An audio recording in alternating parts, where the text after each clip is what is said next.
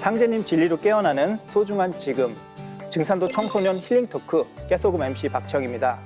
네, 오늘은 인류의 원형 문화인 신교에 대해서 깨어나는 시간을 가져볼 텐데요. 함께 하실 분들을 모셨습니다. 오경미 부장님, 권준수 포감님, 신수정 도생님, 이제 황하영 도생님 나오셨는데요. 모두 정말 반갑습니다. 반갑습니다. 네. 오늘은 또 두 분이 교복을 입고 나오셨어요. 네. 그렇죠? 요즘 학생들 사이에서 아이돌이 굉장히 인기가 많잖아요. 그렇죠? 수정 도생님은 아이돌 중에 누구 좋아하세요? 저는 청아 좋아합니다. 청아? 네. 청아? 네. 네, 청아 좋아하시는군요. 네. 저는 레드벨벳 팬입니다. 레드? 좋아합니다. 그럼 한 소절만 한번. 지금 빨간 맛, 빨간 맛, 궁금해 허니. 빨간 맛, 궁금해 허니. 네, 저는 진성 레드벨벳 팬입니다. 네, 그렇구나. 제가 오늘 이렇게 물어본 이유가 있습니다. 요즘에 이제 K-팝이라든가 K-드라마가 우리나라뿐만 아니라 전 세계 팬들이 열광을 하고 있다는 걸 다들 아시죠? 네. 네. 요즘에 이제 한류가 인기가 많아지면서 그 한류 문화 속에서도 우리 문화, 전통 문화를 담으려는 이제 시도가 이어지고 있어요. 네, 맞습니다. 우리 전통 문화를 가미한 드라마나 영화가 지금 흥행이 되고 있는데 제가 재밌게 본 게 드라마 도깨비나 영화 신과 함께 등에서 이제 우리 전통 문화를 가미해서 한류 문화 열풍을 일으키고 있는데요. 제가 좋아하는 방탄소년단 아이돌이라는 노래에서 얼쑤 지하조 좋다 덩기더 쿵더러러라는 가사를 넣은 노래도 있죠.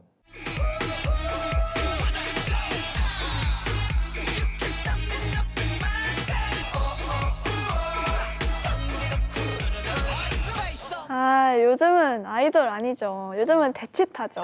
대치타? 대치타 혹시 다들 아시나요? 형도생님이 한번 해주세요. 저 잘 몰라요. 이게 어떤 거냐면 대치타, 대치타, 자 울려라, 대치타 뭐 이런 거. 엄청 잘하시네요. 한번 쳐드려야겠어요. 박자 타는 게. 네, 뭐 이렇게 이런 대치타라는 국악이랑 랩이랑 믹스해가지고 만들었는데 되게 신선하더라고요.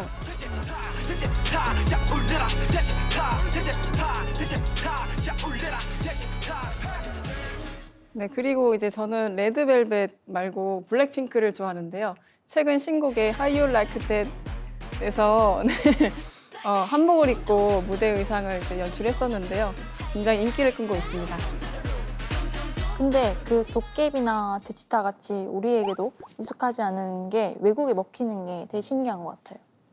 그동안 이제 동양 문화 하면은요, 이제 중국과 일본 문화만이 알던 세계에서요, 한국 문화를 아름다움이라던가 우수성을 이제 본격적으로 알리게 된 계기가 이제 K-팝과 K-드라마인 것 같아요.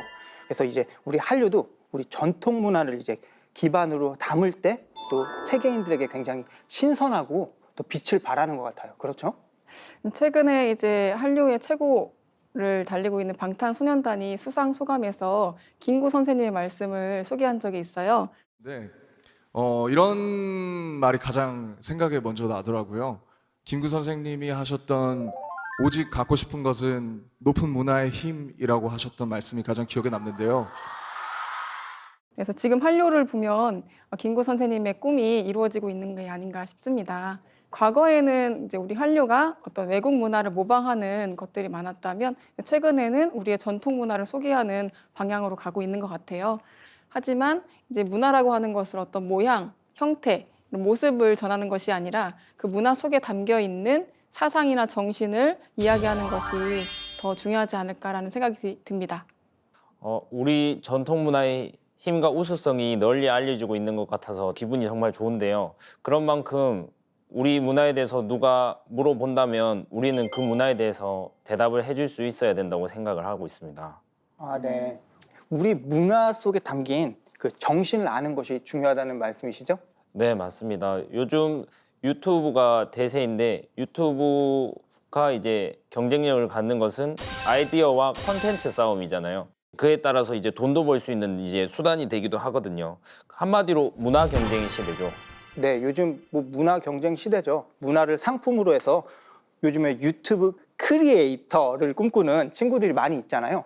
그래서 오늘의 주제는 사실 이 모든 사람들한테 굉장히 중요한 것 같아요. 이러한 문화 경쟁 시대 속에서 우리가 우리 한국 고유의 문화를 아는 것이 얼마나 중요한지에 대해서 네, 참 생각해 볼 시간인데요.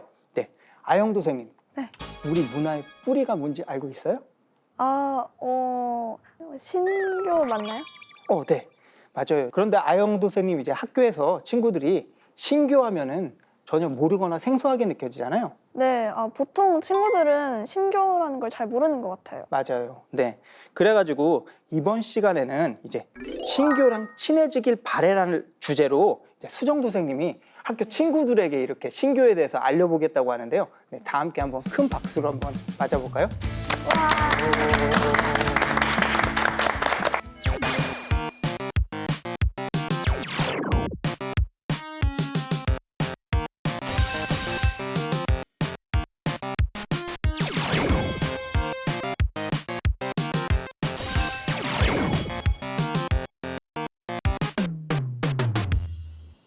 네, 안녕하세요. 신교와 친해지길 바래 발표를 맡은 신수정 도생입니다.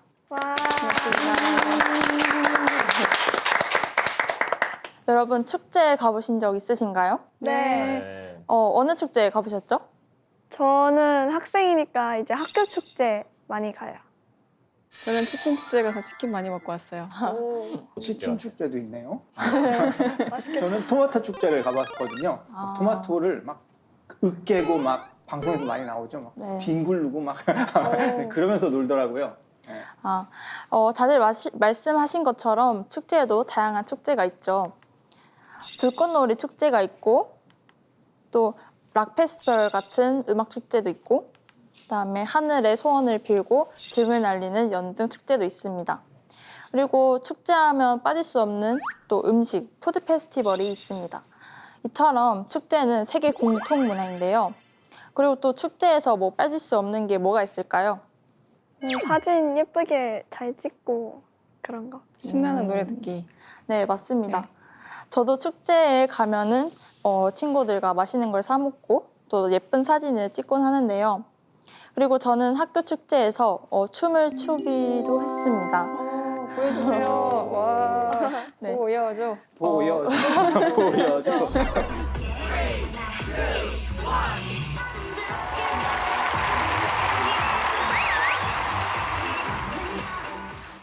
그래가지고 반 친구들과 춤 무대를 준비하면서 춤도 추고 많은 얘기도 나누고 그러면서 그날만을 설레게 기다렸던 것 같아요.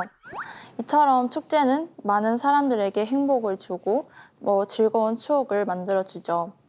그럼 축제의 한자는 무슨 뜻일까요? 제사. 맞습니다. 빌축자의 제사제입니다. 그런데 축제인데 제사가 들어가죠. 네, 그렇네요. 네, 왜 제사가 들어갈까요? 그 이유는 축제가 천재문화, 즉 하늘에 제사를 보내는 이제 천재문화에서 시작되었기 때문입니다. 사진을 보면 제천단에서 이렇게 춤도 추고 성화봉송도 하죠. 우리는 옛날 옛적부터 하늘에 제사를 지내는 천재 문화가 있었습니다.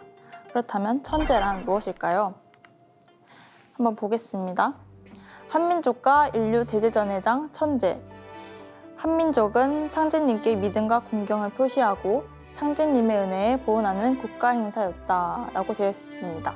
그 당시 천재는 하늘에 제사를 올리고 기도를 하면서 이제 끝나면은 여기 보시면 이렇게 춤과 노래를 즐기고 그 제단에 올렸던 음식을 나눠 먹는 시간을 가졌습니다. 그러면 왜 천재를 지냈을까요? 바로 신교의 핵심 코드가 천재 문화이기 때문입니다. 일단 신교는 이신설교의 준말로 신의 가르침을 받아내린다는 뜻입니다.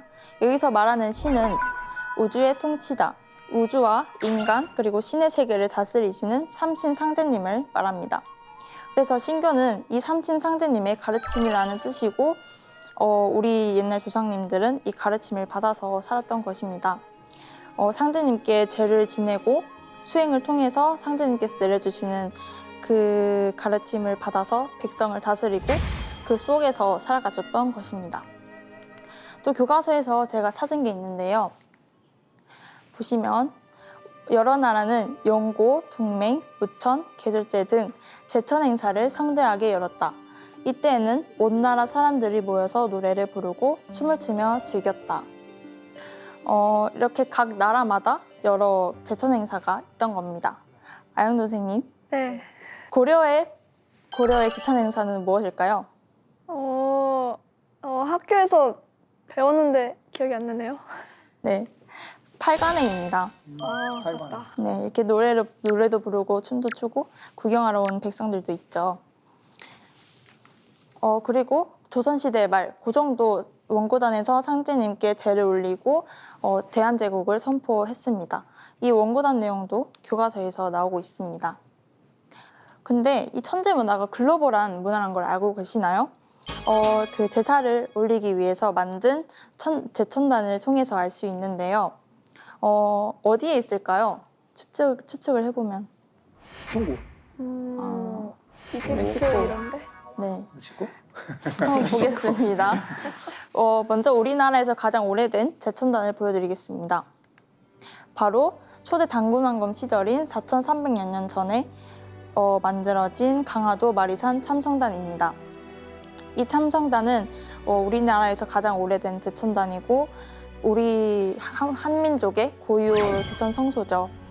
그래서 우리 옛날 조상님들은 여기서 제사도 지내고 상제님께서 내려주시는 가르침을 받고 그랬습니다. 그리고 우리나라의 제천단의 특징은 이렇게 높은 산에서 지내는 게 특징인데요. 왜냐하면 하늘에 계신 상제님께 제를 지내기 때문에 높은 산에서 지내서 그 하늘에 좀 더 닿고자 해가지고 높은 산에 지었습니다. 아까 글로벌한 문화라고 했잖아요. 그러면은 이제 해외로 가보겠습니다. 네, 이렇게 평평한 땅에는 어떻게 제천단을 지었을까요? 흙 모아서 이렇게 쌓았나? 돌덩이로. 돌덩이로 쌓았겠는데요? 평평한 땅이라고 하더라도 이렇게 흙을 높이 쌓아서 이렇게 제천단을 만들었습니다. 대표적인 게 우르의 지구라시인데요. 우르는 중동 지방에 있어서 대부분 사막 지역이에요. 그래서 이렇게 평평한 땅에 이렇게 네모네모하게 쌓았죠.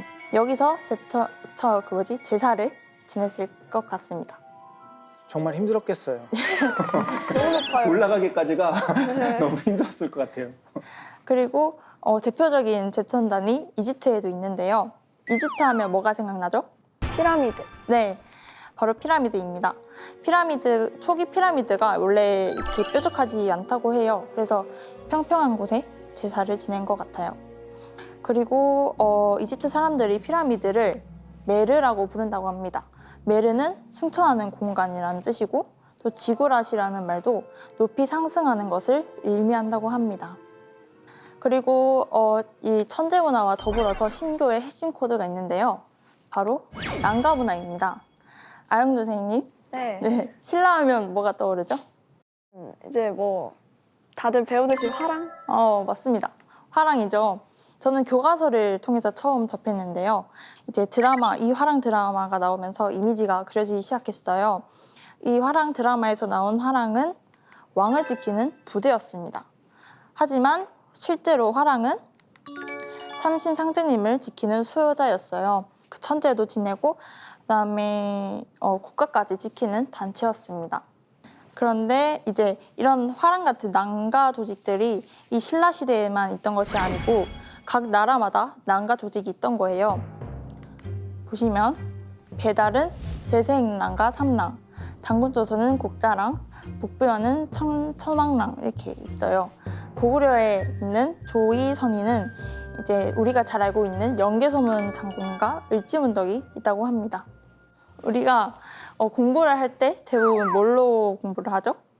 책 보고요. 네, 책 바로 교과서죠. 이 난가 문화에도 교과서가 있었습니다. 바로 3대 경전인 천부경, 삼일신고, 참전개경입니다. 천부경을 교과서로 본 거예요? 네. 더 놀라운 것은 이 천부경과 삼일신고를 우리 독립운동가들도 외우고 또 우리나라를 지켰다는 것입니다. 오경미 포정님, 이거 좀 읽어주시겠어요? 네, 이용담 선생님의 말씀이네요. 밝음을 숭상하는 고장에서 일제의 감옥에 갇히어 낭낭하게 천부경을 외운다. 가슴에 환한 달이 떠오르면서 스스로 도를 구하는도다.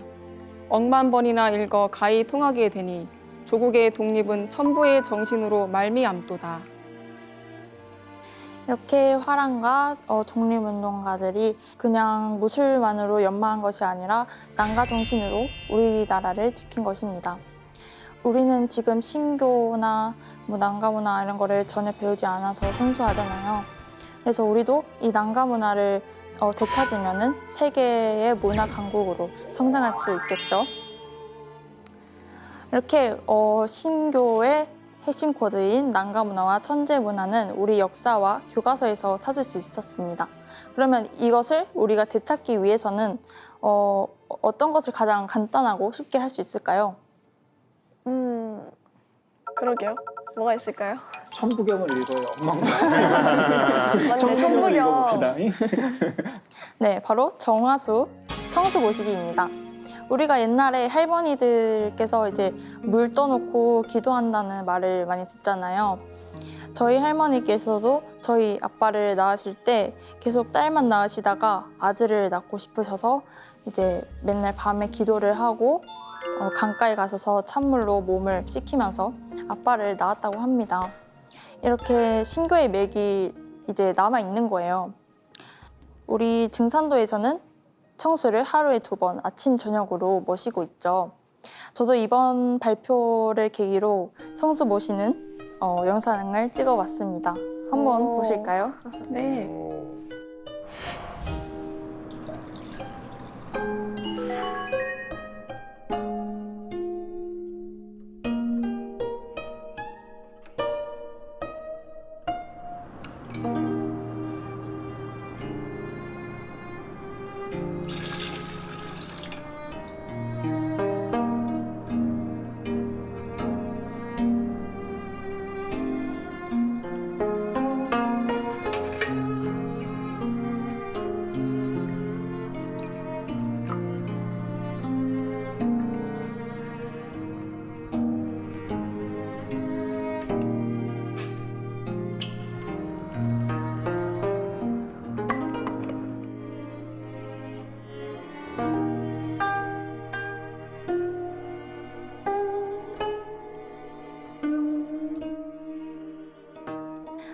네, 이렇게 우리 뿌리 문화인 신교 다 같이 알고 청수 모시기부터 시작했으면 좋겠습니다. 감사합니다. 너무 잘했어요.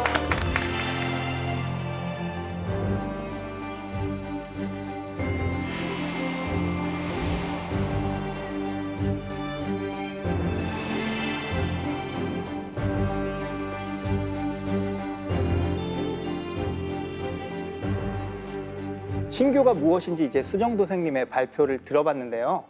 아영도 선생님, 이제 신교가 무엇인지 좀 알 것 같아요? 뭐 도장 친구들이랑 이제 시험 볼 때 신교 받아서 잘 찍자 하기도 하고 뭐 조상님 아름기 좀 내려주세요 이러기도 하고 하는데 아직은 잘 모르겠어요. 저도 발표 준비를 하면서 공부를 조금 하긴 했는데 설명이 좀 필요한 것 같아요. 아, 네. 오경미 포정님, 신교에 대해서 네. 이렇게 고등학생들이 모르고 있어요. 네네. 좀 쉽게 구체적으로 좀 설명을 해주시겠어요? 알겠습니다. 수정 동생님께서 아까 신교에 대해서 참 잘 설명해 주셨는데요. 여러분이 이제 신교를 공부하면서 세상에서는 그리고 평소에는 신교라는 단어를 잘 쓰지 않기 때문에 크게 와닿지 않는 것 같아요. 그러면 여러분 혹시 풍류도라고 들어봤나요? 네, 저 역사 시간에 봤던 것 같아요. 그 최치원의 난랑비 서문에 나오는 거 맞나요? 맞아요. 이야. 이야, 공부 열심히 하셨네요. 이제 신라 시대 때에 고운 최치원 선생님께서 낭랑비 서문에 이렇게 적어 놓으셨어요. 구규, 현묘, 지도왈, 풍류라 이렇게 말씀하셨는데요. 이제 한민족의 고유의 도가 있었다는 말씀입니다. 그래서 우리 민족이 닦아온 본래 한민족의 도는 유불선 3교가 시작되기 이전에 이미 풍류가 있었기 때문에 그 풍류 안에 모든 종교가 포함이 되어 있었다는 말씀인데요. 최채원 선생님께서 말씀하신 현미원도 풍류라는 것은 바로 인류 문화의 뿌리인 신교를 말합니다. 그래서 좀 더 이제 부연해서 설명을 해드리자면 우리 이제 신교 단군 조선 이전에 상고 시대 때부터 우리 조상님들은 국교로서 이제 신교 문화를 생활했던 시절이 있었어요. 그래서 이 신교라는 말은 규원사에서 아까 우리 수정 도생님이 잘 설명해 주셨죠. 이신설교, 신의 가르침을 받는다, 신의 가르침으로 생활을 한다 이런 이제 말씀인데요. 다시 말하면 우리가 하나님, 상제님의 가르침을 받아서 나와 세상을 다스린다는 말씀입니다. 그래서 우리가 이제 환국, 배달, 조선 시대에 제왕들께서는 이렇게 신교를 받아서 그것을 법을 만들고 그렇게 정치를 하면서 이렇게 다스렸던 시절이 있었어요. 그때에는 굉장히 우리 민족이, 한민족이 풍요로운 시대를 구가했습니다. 네. 천재를 올려서 신교를 받은 거네요? 그렇죠. 천재.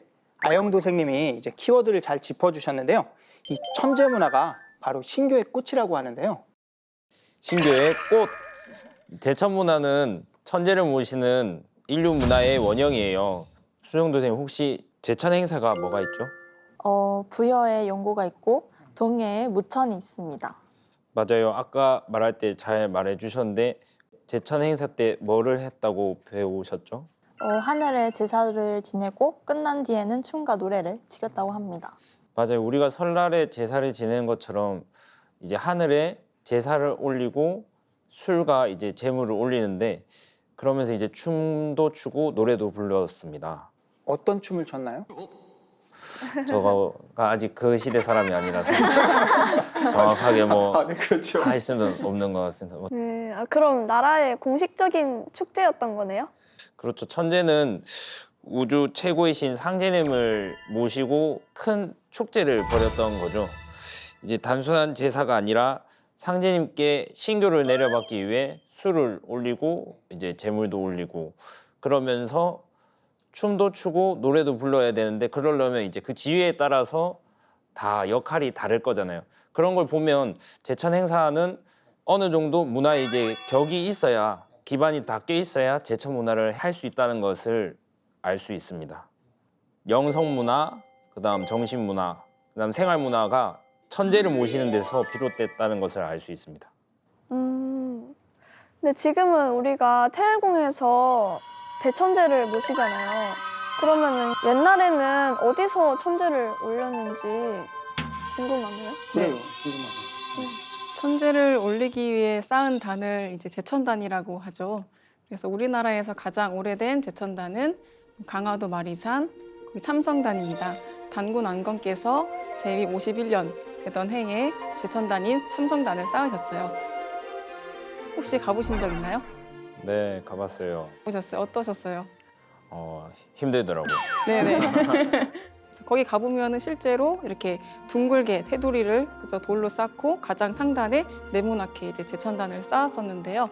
이러한 이제 제천단은 강화도에도 있고 저기 지리산 노고단도 역시 제천단입니다. 전국 각지에 제천단 형태가 남아 있는데요. 그 제천단이 있는 곳을 우리는 예로부터 소도라고 불렀어요. 소도라는 것은 신성한 생명이 솟구치는 땅이다라고 해서 이렇게 소도에 있는 곳에 제천단을 쌓았습니다. 그래서 아무 곳이나 이렇게 아무 장소에 제천단을 쌓은 게 아니라는 거죠. 굉장히 신성한 장소에 제천단을 쌓았고요. 그리고 지금 태백산 천왕봉에도 제천단이 남아 있습니다. 근데 그곳에도 이제 소도리, 소도천이라고 하는 지명이 아직까지도 이제 사용이 되고 있어요. 네. 제가 이제 듣기로는 이제 배달국과 단군 조선의 문명이었던 이제 홍산 문화에서도요 제천단의 원형이 발견됐다고 하는데요. 그렇게 본다면 이제 우리가 상제님께 천재를 모셨던 문화가 정말로 오래된 거예요. 네. 그런데 이제 이 천재 문화가 우리나라뿐만 아니라 지구촌 곳곳에 있다고도 들었거든요. 아, 맞아요. 아까 수성 도생님이 말하신 피라미드 맞죠? 네, 맞아요. 네네. 아까 이제 수정 도생님께서도 말씀을 잘 해주셨는데요. 우리나라에도 있고 전 세계적으로도 그런 제천단 문화가 있습니다. 그래서 뭐 멕시코, 이란, 그리고 이집트 다양한 곳에 곳곳에 이제 제천단 문화가 있어요. 이제 천재 문화는 사실 국가의 축제잖아요. 그죠? 근데 이 한자로 보면 축제를 할 때 제를 제사 지내다 이제 제자잖아요. 그러면 이 제를 한자로 말고 영어로 말하면 뭐라고 부를까요? 페스티벌. 네, 페스티벌. 발음 좋아요. 바로 좋은데요? 네. 네, 페스티벌의 어원을 보면 그리스어로 신전을 뜻하는 파눔이라고 해요. 페스티벌은 이제 신전을 가다라는 뜻인데요. 신전에 가서 이제 종교적인 행사를 하고 술과 고기를 나눠 먹는 행사를 했다고 합니다. 그래서 우리나라뿐만 아니라 전 세계적으로 이런 제천 문화가 있었던 것을 알 수가 있어요. 아, 글로벌 천재. 수정도 선생님 혹시 우리나라 제천단들의 공통점이 뭔지 아세요? 돌로 되어 있다. 산에 있는 거? 맞아요. 제천단은 하늘과 가까운 산 꼭대기에 있는 경우가 많은데요. 수메르 문명을 보면 지금 이라크 지역에서 발달하였는데 서양 문명의 시작인 메소포타미아 문명으로 계승이 되었어요. 그런데 중동에는 산이 거의 없죠. 네, 그렇죠. 다 사막이잖아요. 사막이죠. 예, 낙타 타고 다니잖아요. 영화에도 많이 나오잖아요. 산이 그렇죠. 있을 수가 없는 곳이잖아요. 산이 있을 수가 없는데 근데 보통 제천단은 높은 곳에서 했는데 이제 높은 곳이 없으니까 돌로 쌓는 거죠. 산처럼 이제 쌓아가지고 그 꼭대기에서 이제 제천단을 모시면서 이제 천재를 올리는데 대표적인 제천단이 지구라시인데요. 구약 성서에 나오는 바벨탑도 사실은 이제 바빌론 지옥의 지구라시인 거죠. 아, 그럴까요? 그래서 피라미드도 큰 돌을 쌓아서 만든 거군요. 맞아요. 지구라시 이제 이집트로 흘러가서 피라미드가 되었어요. 근데 피라미드는 보통 파라오의 무덤으로 알고 있지 않나요? 처음에는 이제 제천단의 의미로 있다가 시간이 지나면서 이제 무덤으로 쓰인 거죠. 근데 이 피라미드가 보통은 이제 이집트에만 있는다고 알고 있는데 네. 근데 그게 아니고 이제 세계에서 보니까 이제 피라미드가 엄청 많이 발견이 된 거예요. 중국, 만주, 서한, 티베트 지역에 이집트보다 훨씬 많은 피라미드가 이제 많이 발견이 됐는데요. 그게 어떻게 이제 발견이 됐냐면 미 공군이 이제 비행기를 타고 이제 이렇게 중국 서한 지역을 갔는데 피라미드가 엄청 많이 발견이 된 거예요. 이집트와도 비교할 수 없이 엄청 큰 피라미드를 많이 발견을 하게 된 거예요. 그리고 이제 일본 오키나와 바다에서 이제 1만 년 전에 해저 피라미드가 발견이 됐고요. 이처럼 전 세계로 뻗어나간 신교 문화의 실제를 증명하듯 세계 각지에서 이제 제천단위 피라미드가 이제 발견이 되고 있는데요. 유럽, 동남아, 이제 남북 아메리카 등 많은 데에서 피라미드가 발견되고 있는 게 보고되고 있습니다. 네. 제천 문화라는 게 인류의 원형 문화라고도 볼 수가 있겠네요. 이렇게 세계적으로 발견이 된다는 것은. 네, 제가 이제 중국에 그때 고구려 역사 탐방을 갔던 적이 있어요. 그래서 실제로 저희 서한 지역에 갔었는데 지반시 이런 곳에 가보면 엄청나게 무수하게 많은 피라미드형의 무덤이 발견이 되고 있습니다.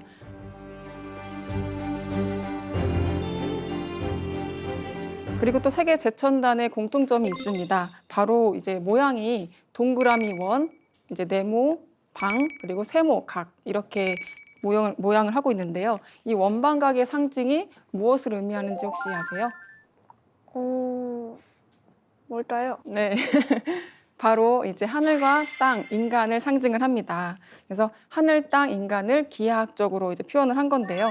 이제 인류가 처음으로 이제 추상적이고 관념적인 이 하늘, 땅, 인간을 바로 이제 원방각으로 이제 표현을 한 겁니다. 그래서 하늘은 둥글원, 원만하다는 뜻이고요. 둥글게 표현을 했고, 땅은 방정하다 해서 네모로, 그리고 인간은 하늘과 땅의 그 정신을 이어받은 사람이다라고 해서 세모나케, 원방각의 형태로 띄었는데요. 그래서 마리산 참성단에 가보면은 둥근 원형 위에 네모나케 제천단을 쌓았습니다. 그리고 피라미드도 이제 나중 후대에는 무덤이 됐지만 실제로는 제단이었죠. 그래서 이렇게 원방각이 하늘, 땅, 인간을 상징하는데 이게 실제로 우리 문화 속에서 이런 형태를 그대로 사용했습니다. 말씀하신 것처럼 이제 고대로부터 인류는 원방각의 모형으로서 이제 제천단을 쌓고 삼신상제님께 천재를 올렸다는 건데요. 포정님, 삼신상제님께 천재를 올렸다는 것을 서울의 원구단에 가보면 또 확인할 수가 있다고 하는데요. 네, 맞습니다. 역시 우리 신수정 성도님께서 설명을 참 잘해주셨는데요. 네, 매우 뿌듯합니다. 네, 저도 뿌듯합니다. 이곳 이제 원구단 이제 지금은 터만 남아 있죠. 터만 남아 있고 한데 그때 당시에 이제 고종 황제께서 나라 이름을 조선에서 대한제국으로 선포하실 때에 이제 원구단을 쌓아서 하늘에 계신 상제님께 이제 제를 올리고 이제 대한제국이라는 나라를 선포했죠. 그래서 지금은 이제 일제 위에서 원구단은 사라지고 황궁우라고 하는 이제 위패를 모신 장소만 남아 있습니다. 황궁우 안에 보시면은 위패가 아직도 모셔져 있어요. 그 위패에는 황천상제라고 해서 정확하게 명시가 되어 있습니다. 그래서 이제 옛날부터 천제를 지낼 때 상제님께 천제를 모셨구나 하는 것을 알 수가 있습니다. 네, 그러면 우리가 이제 역사적으로 상제님께 천제를 많이 모셔왔잖아요. 그러면 가장 먼저 상제님을 인식하고 상제님께 천제를 올리신 분이 누구일까요? 환인 천재. 정답입니다. 와, 야, 수동 풍부님 공부를 진짜 많이 하신 것 같아요. 사탕 하나 드릴까요? 사탕 가지고 되겠습니까? 사탕 내 피자. 네. 인류의 첫 번째 나라인 황국을 다스린 1세 환인 천재께서 처음으로 이제 천재를 지내셨습니다. 그래서 환인 천재께서는 이제 상제님에 대한 수행과 어떤 학문을 닦음으로써 대자연의 도를 이제 터득을 하셨는데요. 그래서 상제님으로부터 신교를 받아내려서 이제 상제님의 뜻에 따라서 살아갈 수 있도록 이제 법을 만드셨어요. 그래서 그 맥을, 그 가르침을 이어받아서 배달국가 단군 조선에서도 그 맥이 이제 이어지게 됩니다. 그래서 이를 보고서 중국에서도 똑같이 이제 왕이 제위에 오를 때 천제를 올리고 이제 즉위식을 하는 것을 볼 수가 있습니다.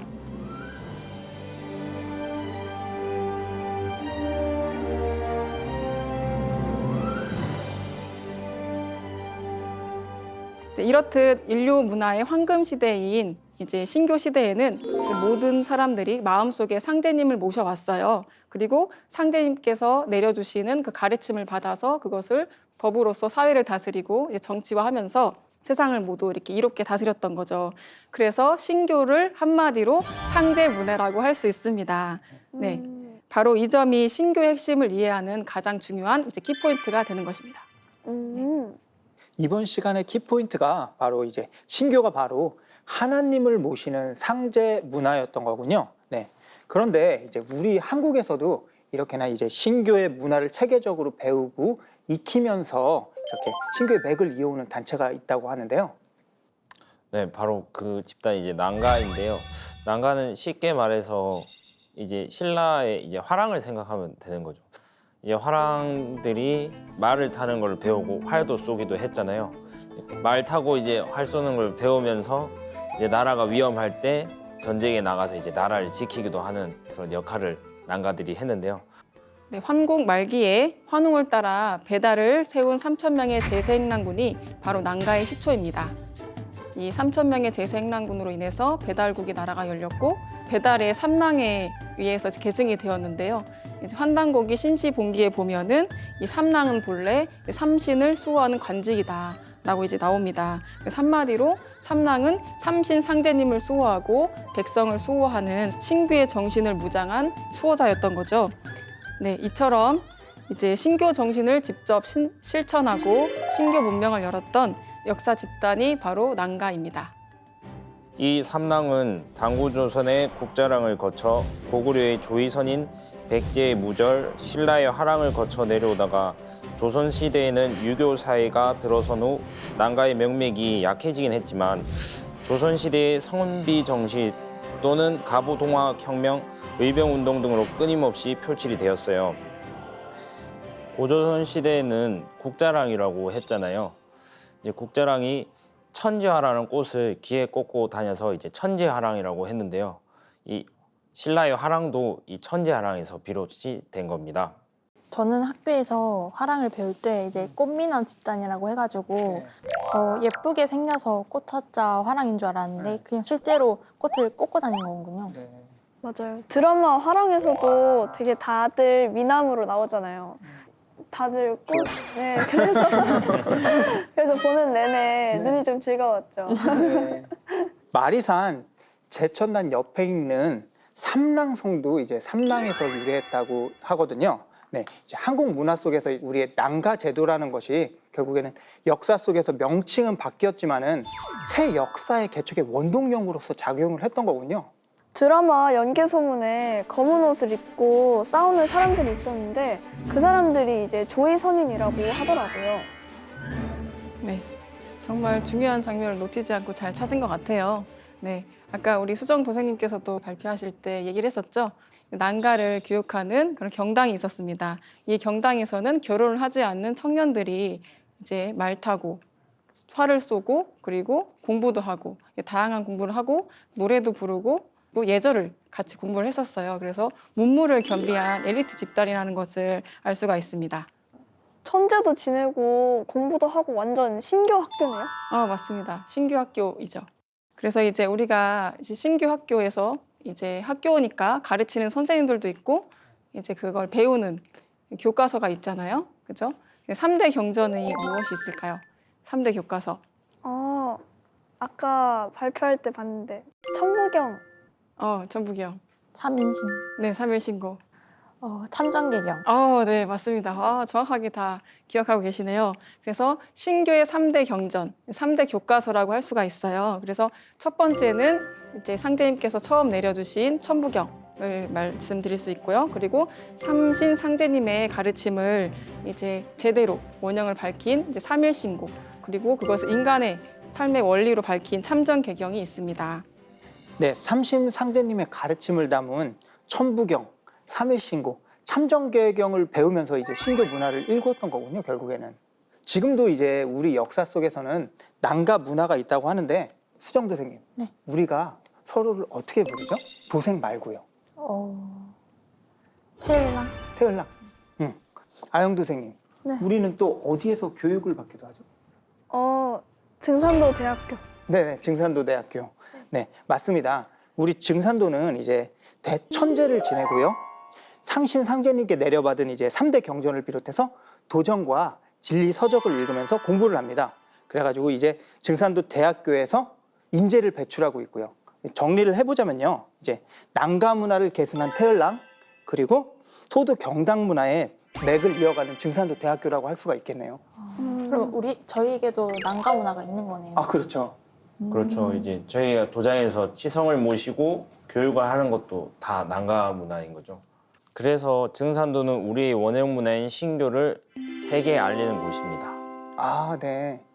굉장히 자부심이 느껴지는 말씀이신데요. 네. 여기에 계신 모든 분들은 이제 우리 민족의 사상과 정신을 전하는 난가 문화의 엘리트가 되시기를 바랍니다. 네. 네. 지금까지 이제 깨소금 일부 함께 했는데요.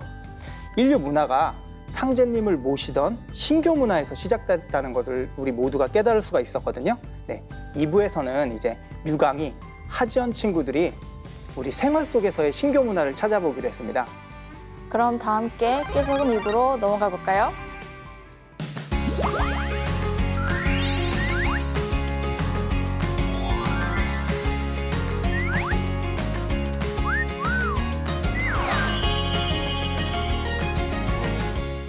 깨소금 2부, 내 고민에 파란불을 켜줘 시간입니다. 와! 강인 선생님, 오늘 아침 청소 모시고 오셨나요? 청수요? 당연하죠. 근데 갑자기 왜요? 오늘 고민이 청소 모시는 거에 관련돼 있어서 그래요. 오, 청소 모시기 뭔가 감이 오는데요? 오늘의 고민 소개해주세요, 지원 선생님. 오늘의 고민 빠밤!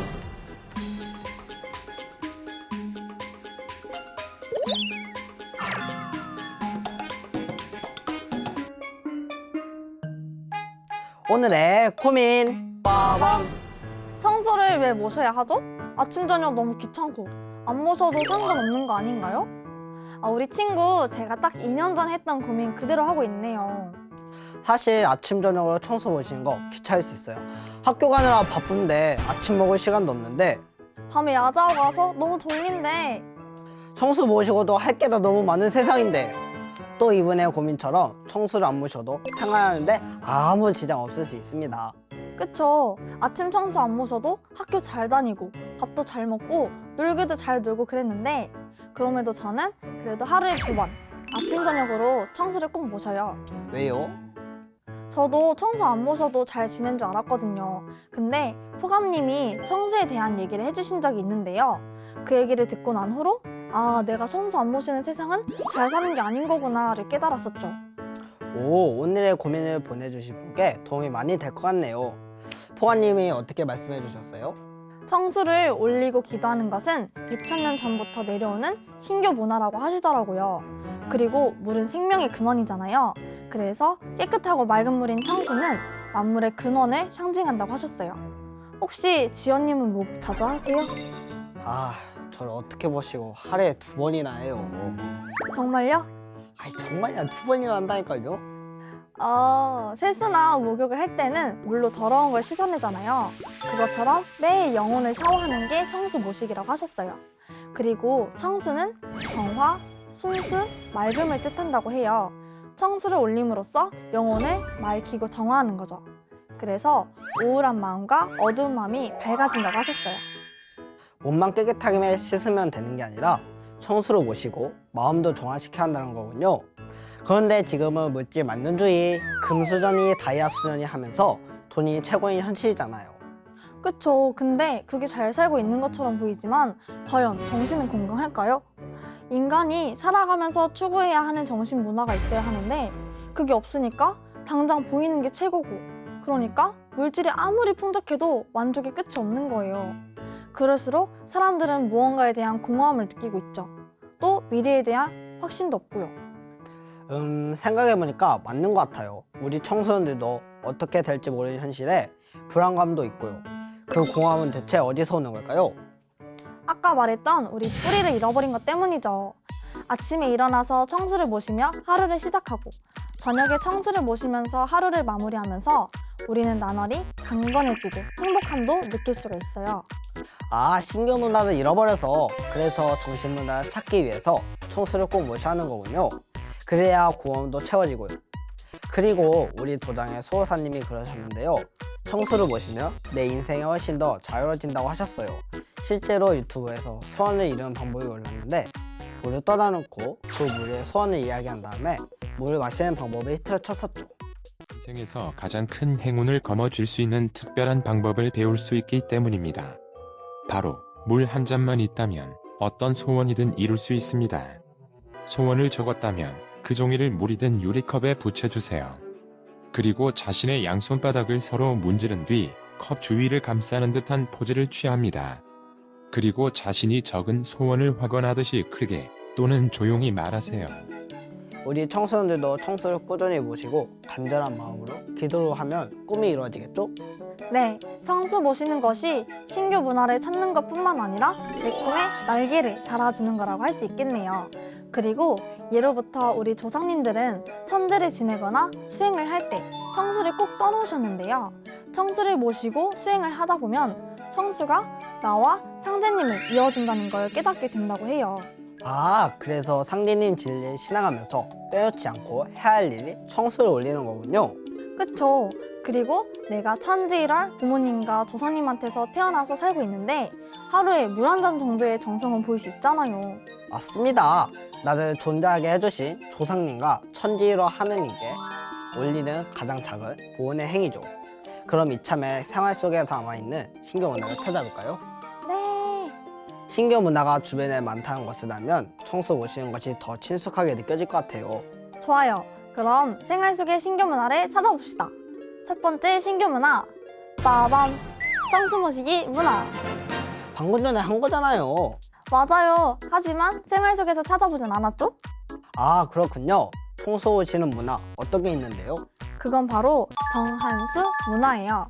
집안에서 할머니나 어머니가 장독대에 맑은 물을 떠놓고 누군가를 향해 두 손을 모아 빌며 정성 들이는 것을 보았을 겁니다. 이것은 수천 년에 내려온 우리 민족 고유의 신교 신앙의 정통인데요. 드라마 더킹 영혼의 군주 6화에서 노상궁이 장독대에 청수를 올려놓고 기도하는 장면이 있습니다. 저도 월간개벽지에서 저한수 내용을 본 적이 있는데요. 어느 도생님 어머니가 이른 새벽에 동네에 하나밖에 없는 우물에 가서 누구보다 먼저 물을 길러오셨대요. 왜냐하면 그때가 1960년대에서 70년대 월남전이 벌어진 때인데요. 글 쓰신 분 아버지가 월남전에 파병을 갔었대요. 아, 어머니가 남편을 위해 기도하려고 물을 길어오셨군요.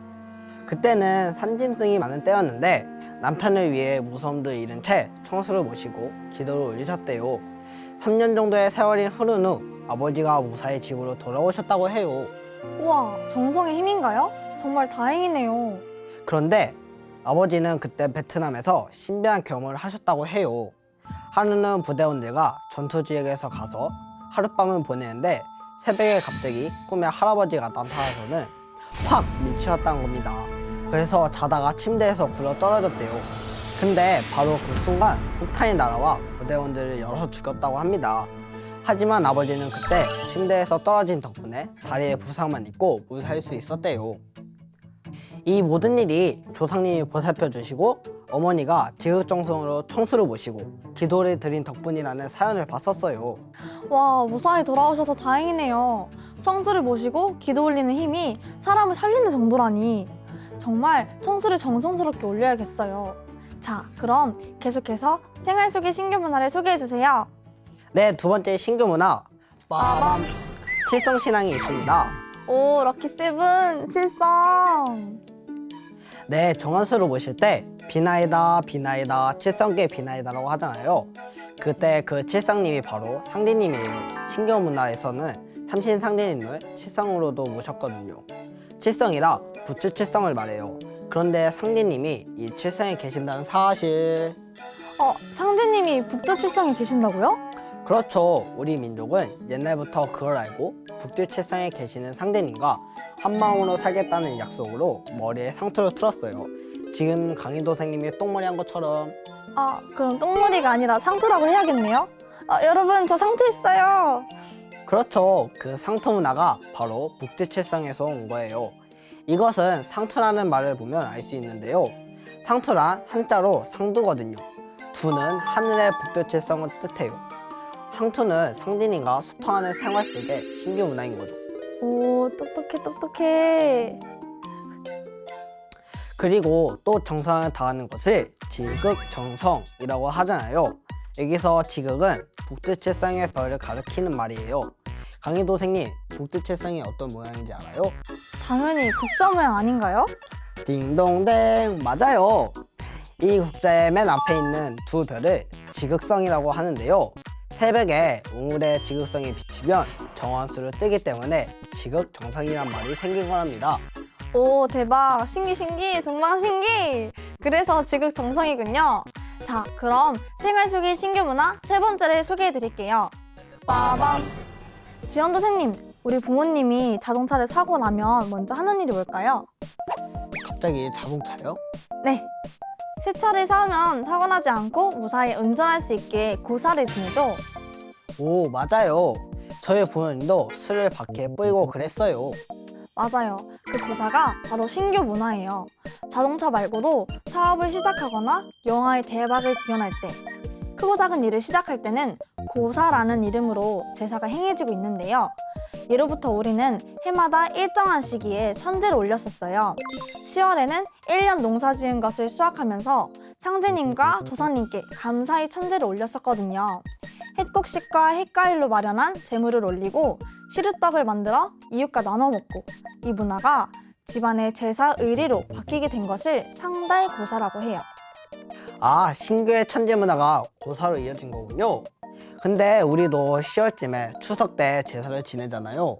맞아요. 우리가 설날과 추석 등 민족 대이동을 하면서 온 가족이 모여서 제사도 지내고 맛있는 것도 먹고 하죠. 이 모두가 천재의 뿌리를 두고 있어요. 그렇군요. 이렇듯 우리 생활에 신규 문화가 많은데 혹시 또 있을까요? Of course, 당연하죠. 엄청 많아요. 장승이나 속대도 신규 문화 중 하나예요. 이 문화들은 세계 여러 나라에서 찾아볼 수 있답니다. 그리고 우리의 민족의 민속놀이 강강술래도 신규 문화에서 유래한 건데요. 옛날에 천재를 지낸 후에 단합과 화합을 하기 위해 췄던 춤이 강강술래라고 해요. 천재의 뒷풀이로 강강술래를 췄다고 할 수 있겠죠. 아, 천재의 뒤풀이. 네, 우리가 설날과 추석에 음복을 하고 풍류를 즐기는 이유가 여기 있었네요.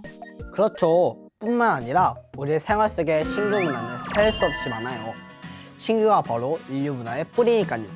아, 그러니까 신규를 모르고서는 인류의 정신 문화를 알 수가 없겠네요. 네, 이렇게 청수를 왜 모셔야 하는지부터 우리 생활 속의 신규 문화를 알아봤습니다. 우리 고민을 보내주신 친구는 고민 해결이 되셨나요?